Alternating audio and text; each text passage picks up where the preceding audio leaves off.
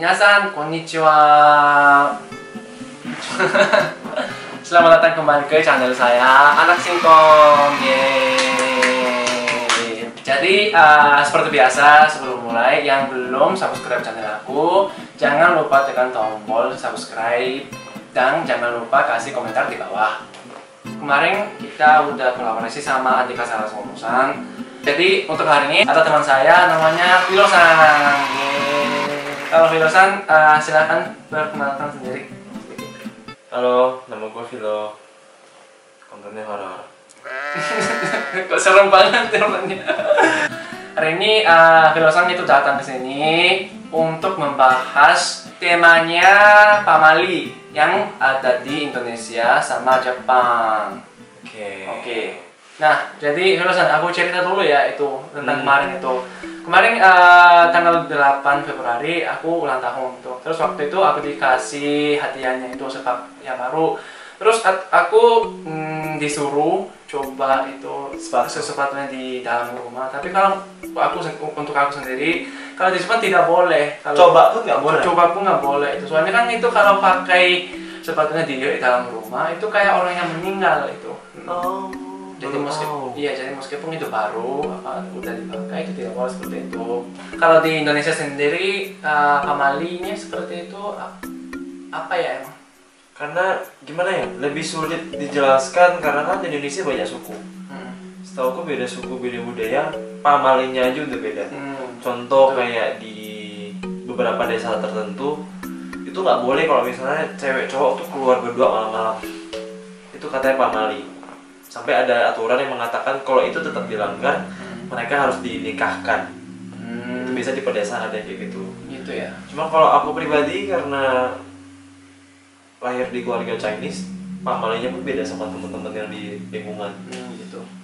Berarti kan kalau di Indonesia itu emang banyak ya, soalnya kan itu terlalu banyak. Terlalu banyak ya. Tergantung itu orang yang gimana ya, kalau keturunan Cina. Iya. Kalau di Jepang itu nggak ada seperti itu, cuma Jepang itu Jepang. Jepang itu. Kalau di sini kan ada Betawi, ada Batak, ada Balinese, Sundanese, itu semua udah beda-beda. Gitu. Jadi setiap daerah punya larangan yang tidak seharusnya dilakukan masing-masing. Gitu. Jadi kalau misalnya yang gini, contohnya seperti yang tadi aku ngomong itu kan, misalnya kan coba sepatu yang baru di dalam rumah itu tidak boleh. Itu emang ada seperti itu kalau di Indonesia? Kalau aku tuh nggak boleh di rumah ya, nggak boleh buka payung. Loh, kenapa kok? Emang Nggak boleh buka payung dalam rumah. Meskipun itu masih kan aku mau coba. Nggak boleh. Iya, memang nggak boleh. Nggak boleh. Kenapa sih nggak boleh? Lucu banget ya. Itu mendatangkan sial. Oh gitu. Jadi selalu kok di rumah kan dulu kan suka iseng-iseng main payung. Itu bisa dimarahin yang marah banget. Gitu ya? Iya. Oh. Tapi itu bukan Indo ya, atau kayak Chinese deh. Aku mau lihatin. Ini aku beli. Nggak boleh. Ini emang nggak boleh. Gitu ya. Beda-beda kan. Beda banget itu. Karena aku kalau bisa beli sepatu aku coba aku langsung pakai terus aku injak-injak. Itu nggak boleh. Soalnya kan kalau di Jepang itu ada yang meninggal itu kasih sepatu sama baju. Ya dimasukin itu kotak-kotaknya itu. Mungkin itu karena kan adat untuk orang meninggalnya aja udah beda. Karena di sini nggak ada yang kayak setelah meninggal dikasih baju sepatu tuh nggak ada. Menarik ya. Jadi kalau yang selanjutnya aku mau tanya tentang kalau makanan itu gimana? Maksudnya kan kalau di Jepang ya itu, kalau di Jepang itu pakai sumpit itu. Nggak boleh ditusuk gitu ya? Iya ya seperti itu. Sama. Ada ya? Oh sama ya? Sama. Oh gitu, itunya sama. Itu nggak boleh begitu karena sumpitnya itu mulai terlihat kayak tahu hio nggak? Show. Dupa. Oh iya. Kayak gitu. Makanya nggak boleh. Oh iya sih. Kan kalau di Jepang itu kayaknya bukan dupa deh, kan bentuknya kayak kuburan atau makam. Oh. Iya. Jadi sama-sama nggak boleh karena katanya itu buat orang meninggal, tapi dengan pengertian yang berbeda. Iya, karena menarik. Ini kan kalau misalnya kalau di Jepang itu misalnya ada yang meninggal itu maksudnya kan dikasih makanan itu, terus langsung kasih sumpitnya seperti itu. Ini kan baru bisa ini untuk orang yang meninggal itu kasih. Kalau di Jepang itu lupa aku bahasa Indonesianya kan. Bersiul. Iya. Maksudnya kan kalau di Jepang itu kalau bersiul itu panggil ularnya itu. Kalau di Chinese panggil hantu. Gitu ya. Kayak Gitu. kan itu kan ada nada tinggi kan.